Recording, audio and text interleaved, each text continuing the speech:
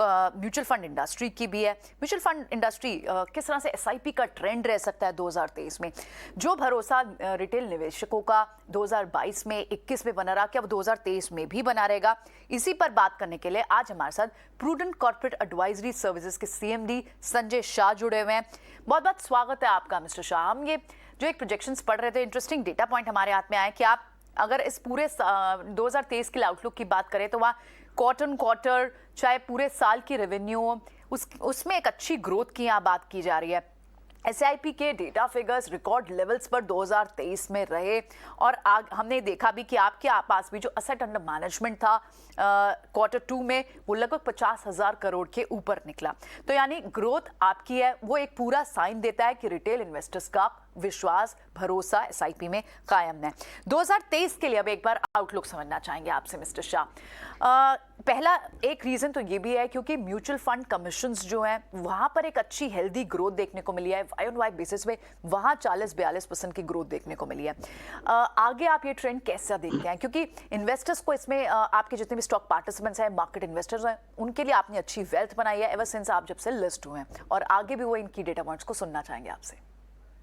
Thank you very much and good morning to all the viewers. तो overall अगर मैं आपको बताऊं तो आई थिंक हमारा मानना है कि रिटेल इन्वेस्ट, अगर मैं बैकग्राउंड अगर बताऊं तो आप देखोगे रिटेल इन्वेस्टर्स के पास आज की तारीख में उनके पैसे को इन्वेस्ट करने के बहुत सारे ऑप्शन रहे नहीं हैं। एंड लास्ट 4-5 साल के अंदर स्पेसिफिकली बिकॉज ये जो म्यूचुअल फंड सही है कैंपेन आई थिंक एमफी की तरफ से चला और इंडस्ट्री इतनी आई थिंक वेल रेगुलेटेड हो चुकी है, ईज ऑफ ऑनबोर्डिंग है, ईज ऑफ कन्वीनियंस है, आई थिंक इन्वेस्टमेंट करने का आई थिंक तरीका बहुत ही ईजी हो चुका है। तो ये सारे अगर आप पॉइंट को इकट्ठा करोगे तो लग रहा है कि म्यूचुअल फंड एक बहुत ही क्रेडिबल व्हीकल बन के उभर रहा है और सामने लोगों के पास इन्वेस्टमेंट के कोई जरिए नहीं रहे। साइमल्टेनियसली अगर आप देखोगे तो लास्ट 4-5 साल का, 6 साल का, 7 साल का एवरेज रिटर्न लोगों का रीजनेबली अच्छा रहा है म्यूचुअल फंड से। तो मेरा मानना है कि अगर छोटी मोटी वॉलेटिलिटी अगर मार्केट में आती है तो मैक्सिमम लोग जो एसआईपी के तरीके से इन्वेस्टमेंट करते हैं उनके लिए वॉलेटिलिटी वैसे उनके लिए अच्छी ही होती है, क्योंकि अगर मार्केट नीचे जाता है, आपकी एनएवी भी नीचे जाती है, तो आपका सेम अमाउंट ऑफ इन्वेस्टमेंट अगर हर एक लेवल पे आप करते हो तो धीरे धीरे वॉलेटिलिटी अगर मार्केट में आती है तो आपको फायदा देती है।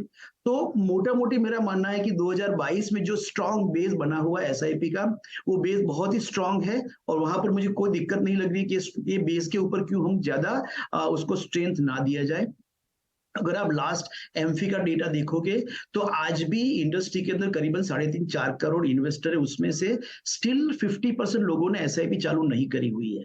तो मैं समझता हूं कि सिर्फ 2-2.25 करोड़ लोग ही एसआईपी के थ्रू इन्वेस्टमेंट करते हैं। तो एसआईपी के अंदर लोगों को लाने का अभी भी बहुत मेहनत करने की गुंजाइश है।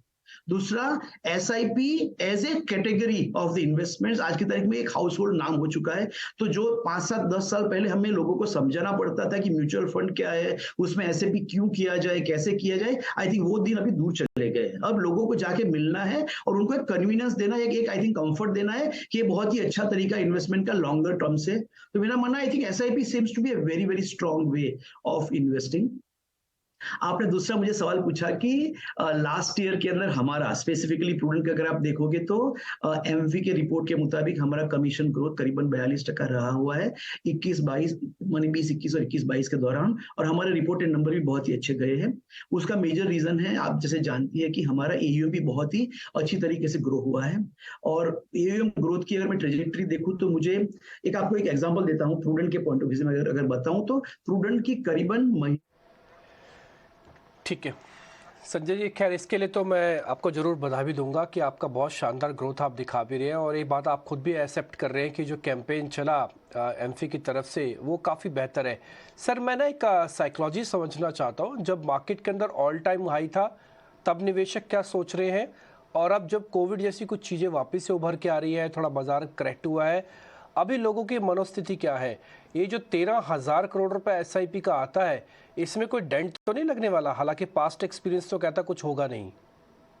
वही मैं ऐसे समझा रहा था कि रिटेल इन्वेस्टर्स ये सारी चीजों से बहुत परे है सर, क्योंकि आप देखिए कौन से लोग यहाँ पर इन्वेस्टमेंट करने के लिए आ रहे हैं। आज से 5 साल पहले अगर आप जाओगे तो लोगों के पास इन्वेस्टमेंट के बहुत तरीके के जरिए थे। पोस्ट ऑफिस एमआईबी में आपके रेगुलर पैसे जा रहे थे, कहीं ना कहीं चिट फंड में पैसे जा रहे थे, यहाँ पर जा रहे थे, वहां पर जा रहे थे, बैंक एफडीज में पैसे जा रहे थे, राइट। उसके सामने म्यूचुअल फंड एक क्रेडिबल अल्टरनेटिव बन के आया हुआ है। और ये जो रिटेल इन्वेस्टर्स है वो मार्केट सेंटीमेंट, मार्केट के उतार चढ़ाव को बहुत ज्यादा नहीं देखता है। वो यही देखता है कि मैं हर महीने अगर 5,000 लगा रहा हूं तो मेरा कितना पैसा एक जगह पर इकट्ठा हुआ है, और जब भी मुझे जरूरत पड़ेगी तो मुझे वो पैसा तुरंत ही मिलेगा कि नहीं मिलेगा। तो आई थिंक ये एक बहुत ही हमें इसको अलग तरीके से देखना चाहिए कि रिटेल सेंटीमेंट, अगर उसको 1% ज्यादा मिला, 2% ज्यादा मिला है, कम हो, उससे वो डिस्टर्ब नहीं होता है। तो मैं समझता हूं कि एक स्ट्रॉन्ग स्टोरी बन रही है और ये स्टोरी चालू रहेगी। Okay, alright.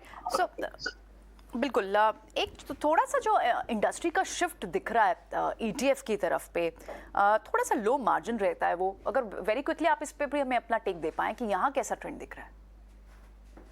बात सही है आपकी कि ईटीएफ बेसिकली एक कैटेगरी के रूप में इमर्ज हो रहा है। उसका मेजर रीजन क्या है कि फंड मैनेजर्स आज की तारीख में वो परफॉर्मेंस माने उनके बेंचमार्क को बीट नहीं कर पा रहे हैं, और बेंचमार्क को बीट नहीं कर पाने की वजह से ईटीएफ का रिटर्न थोड़ा सा ज्यादा दिखना चालू हुआ था।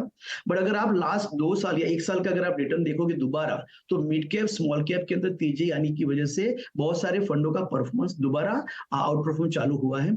मेरा मानना है कि इंडिया एक इमर्जिंग मार्केट है, जहां पर मैं एक प्रूडेंट की अगर एग्जांपल आपको दूं तो हमारा जो 55,000 करोड़ का एयूएम है उसमें 15 लाख इन्वेस्टर है। तो एवरेज एयूएम पर इन्वेस्टर मेरे पास 3.5-4 लाख की है। तो ये लोगों के लिए एसेट एलोकेशंस, उनके पैसे को कैसे मैनेज किया जाए, उनकी बिहेवियर को मैनेज किया जाए, वो ज्यादा इंपॉर्टेंट है। वो लोग 1-2% से बहुत ज्यादा डिस्टर्ब नहीं होते हैं। तो ईटीएफ का कल जो आज की तारीख में टॉप लेवल के इन्वेस्टर जो अल्ट्रा एचएनआई और एचएनआई में है, वो नीचे के लेवल पे आते आते बहुत टाइम लगेगा, पहली बात। दूसरी बात, अगर मेरा रिटेल डिस्ट्रीब्यूटर्स अगर ईटीएफ को बेचने भी जाएगा तो मैडम आप समझिए उसमें सिर्फ 5 पैसा कमाई है। तो 5 पैसे में उसके लिए भी डिफिकल्ट है। वो 3 या 4 लाख वाला एवरेज इन्वेस्टर को मैं 5 पैसे की कमाई वाली प्रोडक्ट बेच नहीं पाऊंगा, क्योंकि इन्वेस्टर का पैसा वहां पर नहीं बन रहा है। तो ये 2 चीजों को अगर आप देखो तो मेरा मानना है रिटेल तक ईटीएफ को जाते जाते बहुत टाइम लगेगा।